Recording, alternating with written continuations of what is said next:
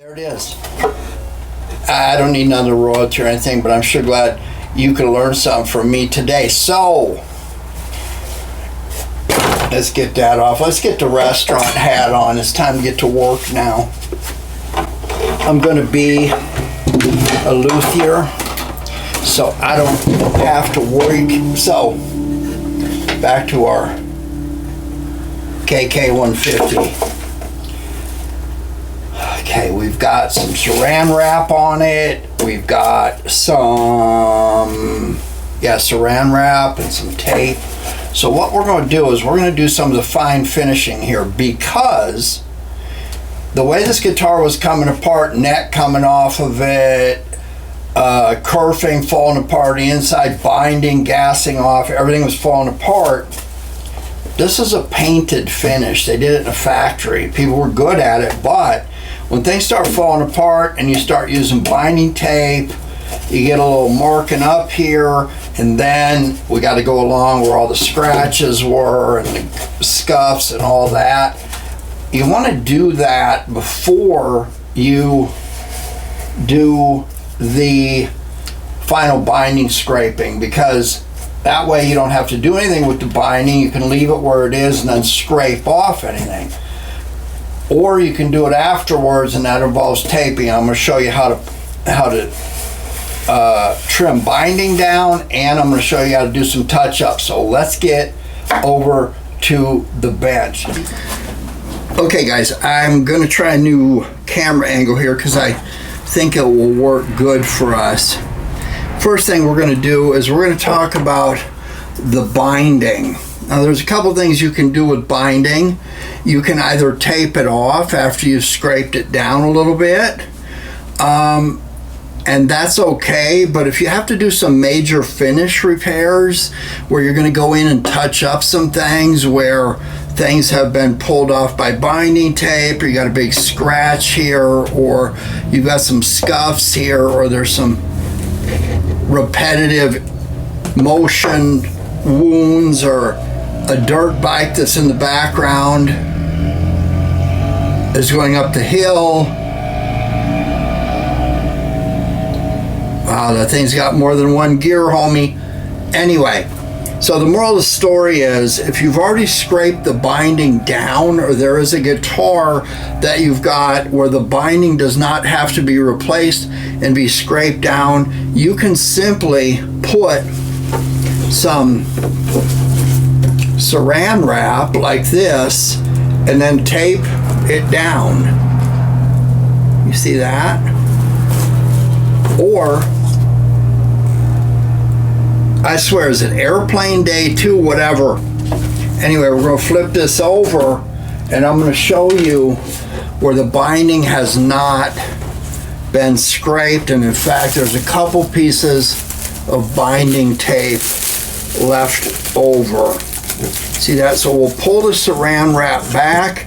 Now, I do want to tell you that if you order new binding, get one of these containers. If you get containers from craft stores, sometimes they don't have the cardboard or plastic insert. So if you put something in here, like say you were to put acetone, which you should never even have acetone around a guitar, it melts binding together really well, but it also ruins guitar finishes. So you want to write down the model or lot number of the binding you have and put some scrapings inside of there, like so. Don't tell me they're back to doing the Super Bowl of motocross across the street. You older viewers know what that is. I want to show you this cool thing. It's called a little humidor for a couple of cigars. I don't smoke, no one should, but somebody's got to get us cigar boxes. So within this is a number of tools that I keep here. That way I don't have to worry. I can just throw them in whichever shop I'm in. But couple things. One is a Parachin guitar maker's knife. Works great. Another one is a piece of tree box banding. This is a 48-inch box. You can get this stuff at strapping, at shipping strapping, and you basically cut it at an angle like that and then rock it back and forth at a 10-degree angle on a whetstone, and you've got basically a scraper. The good thing about this is you can put your thumb here and pull down on the side of the guitar with your finger like this and use it as a depth gauge. You can also use a razor blade. Do not come at it with a razor blade like this, but instead tape off everything but this little edge right here, and then that way you can put your finger against it just like the banding blade that I just showed you, and you can do fine work. But anytime you're coming at something like this with a big knife where this can slip down and put more wounds in, you're not doing good. So this stuff typically comes off in long curls, and you want to make long runs, not short runs. So the way this looks is I've got a couple of millimeters, 3 millimeters sticking up. I haven't done any work on the back yet. And so I could do my finish work, and because the binding is sticking up, I can scrape off whatever I've done. And you see me doing that on kit guitars and guitars that I put together. So here you go. You just put it like this, and you just start to pull, and it will peel off in curly things like this, which you just put inside of your jar.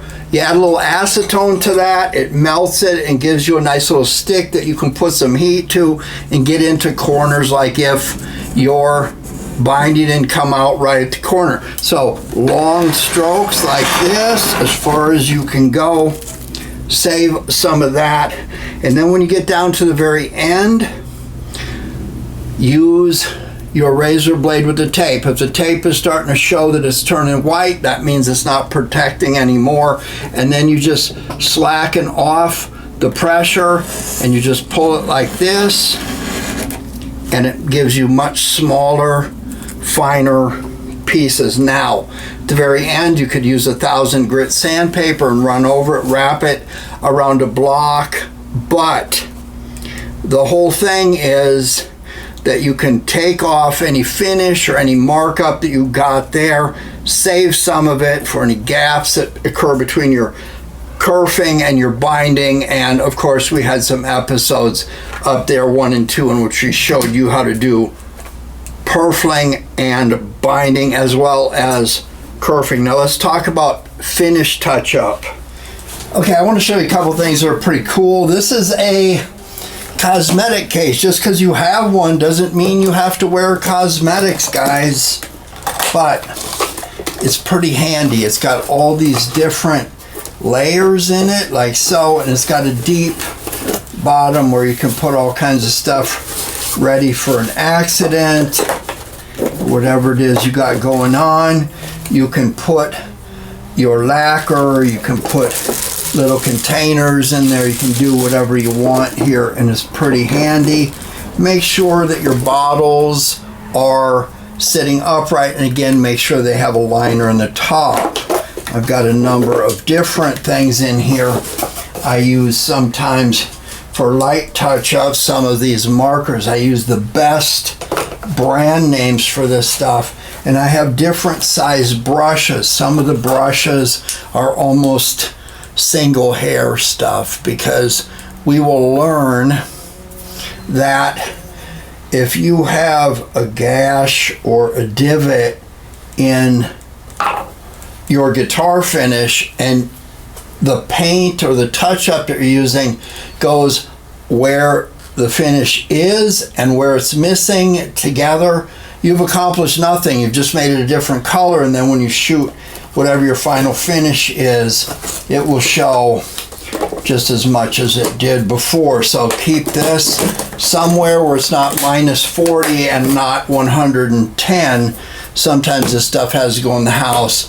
Do not store lacquer and things like that near a bathroom heater. I don't know what you're doing at your house.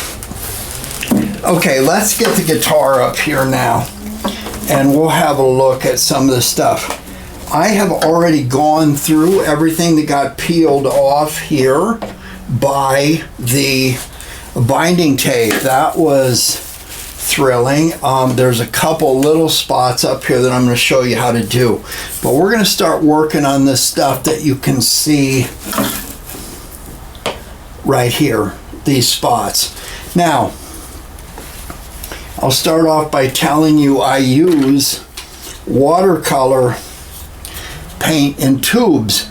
If I am working on a specific guitar, what I will do is I will pick out the colors that I want to use, and then I will flip this around, so when I put the colors that I'm using back, they will turn, the top, the cap will be an opposite way of the colors I didn't use on a guitar. You see that? So what I've got here is I've got some dark brown, a dark brown color. I've got a brown that's got some reddish in it. I've got a grayish black, and then I've got this almost butterscotch color. And because this guitar has a sunburst that goes from tobacco to this blonde color, I'm going to have to come up with everything in between. Now, it makes sense that you would want to match this color and this color, and you would realize that somewhere in between those two colors is a variation of those colors. So what you might do is you might take your little palette and you might say, okay, I have a dark color here and a little bit lighter color here, and that reddish brown here, and this up here. Now, you're saying, what kind of a mess is this? Well, let me tell you what kind of a mess it is. I can put these colors in here like so, and I can let them dry out, and then I can take a brush and I can take a little bit of water and I can put that down in here like so. Okay, doesn't take too much. Now I'm going to use the brush that I'm going to actually use. You can see that it's very pointed. Take care of your brushes. So if these individual colors have dried out, guess what? All I have to do to rehydrate them is dip my brush in a little bit, and look, it will start to pop back too. Now this is, like I said, the butterscotch color is very light, and you'll find that if we were going to put this on here, that it would turn too light. So we're going to take a little bit of the darker color from over here, and we're going to get that going. It's got a tad bit of red in it, and then we're going to pick that up in between here, and you'll be able to see that the more of this we add and the more of this we add, we want to get an array of colors across here that's a blend that will make it easy to match anything from the darkest to the lightest and somewhere in between. So I'm going to pick up a little bit of this and I'm going to drop it right there. And I can see, I don't know if you can see that right there, that spot I just made is a little bit light. So I'm going to go back over to here. And I'm going to need this for other areas right here. So I'm going to remember where this one is. I'm going to blend it a little bit. And I'm going to go in there and I'm going to take my finger and just do this. Okay? Now I'm going to show you a problem. Let's say there's dirt on this guitar, or there's some kind of finish or something there, and I start doing this. The minute something else hits it, the minute I start polishing it or using some glazing compound or something, things are going to start to come undone. So you want to make sure that this is really clean, and there's a way to do that. It's called naphtha. Naphtha is not available in California, so there's another form of it I'll show you. I'll let you figure out how to figure that out on your own. But anyway, it won't hurt your finish. And I'm going to come along here, and you can see there's a glaze coming off of here. There's probably dirt or something like that. See that? That doesn't look too bad, but if it's dirt, your watercolor won't stick to it in the end, because we're going to come over the top with something that's not watercolor. So clean this up really good. Okay, so I've got the whole top wiped off with naphtha, and I'm starting to look and I'm seeing some of these little spots here. And I've looked at, okay, they're not so light that they're this color, but they're actually more of a little bit darker color, almost a little bit of red. So I've taken some of this and gone over into this area and come up with something. And again, I don't want too much water on my brush, so I've got this ready all the time. I just want to pick up a little bit of that. And I don't want to just brush it on there. I want to dab it with the point down into the individual spots and then pull them. You see that? They're basically disappearing. Now, if I were to go along and just daub this whole area and wipe it down, what will happen is that color will be on the finish that's okay, and it will also be on the spot. So all it will do is have the effect of making it look like there's just a different color, both on this, which won't match the rest of it. Now we get up into this area here, there's a lot of dirt and stuff up in here, but I really don't see this being the same color as this. You see that? So I'm going to start taking a look at that darker color is right here. So if I need just a tad bit darker, I can pull from here into there and do that. Now that needs to lighten up a little bit so I can come back in here. I always am going to go to a spot where I know I was and smear that around. And there we go. You see that? Now when it comes to the darker areas, keep your brush out of the water. If it gets too watered down, it's not going to be good for you. So I've got this spot up here. It's a little bit darker than where I was working here. So I'm going to bring this darker color into here, like so. And then I'm just going to touch it right there. Again, the main thing, the reason I'm doing this is not to get it down in where it's at. I'm going to try to get it off the edge, because again, if you put paint over this and the center part, it's just going to be lighter. It's just going to be a different color of light. Now I've done all of this before. It's dried up, so I can come in and catch another coat on these. Now, there's no way you're ever going to get this perfect, nor do you want to, because that starts to turn into a mess.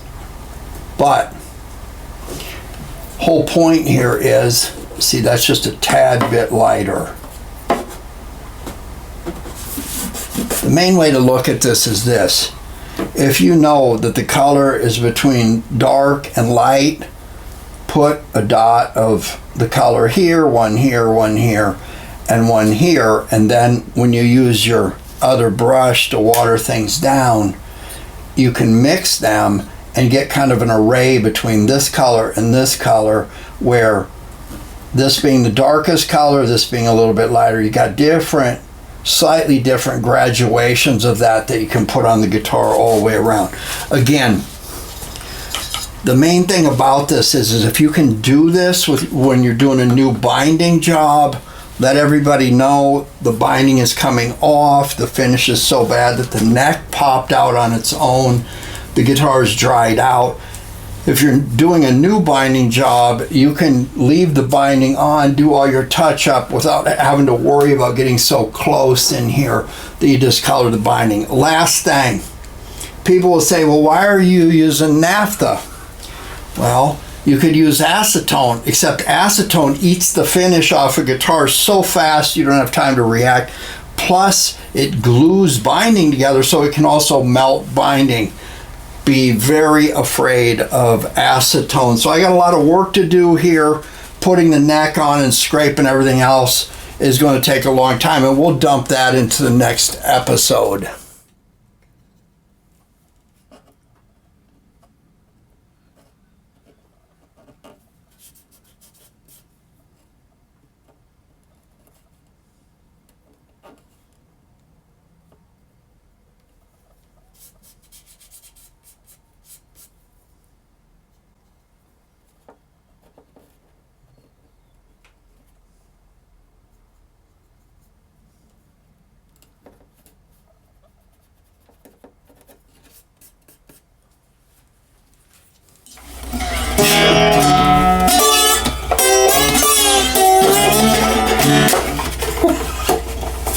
Wasn't the front end of this phony?